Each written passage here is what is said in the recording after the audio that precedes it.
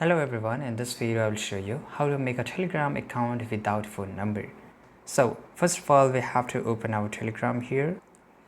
Once you open your Telegram, on the top left side corner you will see the three horizontal lines here, and once you click on here you will get this option of add account. If you don't have an account you will surely get here, and first of all you have to select your country here. So let me just select my country, and once you have selected your country you have to enter your phone code here, so your country code number and then your phone number, right? So as this tutorial is on how to make a Telegram account without using a number, so this is not possible. You have to use some kind of phone number to make this, but I have another solution.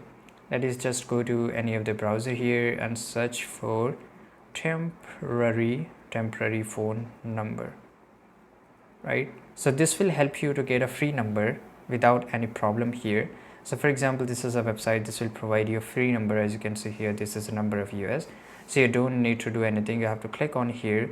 Now copy the number and paste it in your Telegram. You will get a code here, and you can just copy the code and paste it on your Telegram. In this way you can make so many Telegram account without using your number. So this is not possible to make account without phone number, but you can use a temporary phone number to do this. I hope you found this video very useful. Subscribe.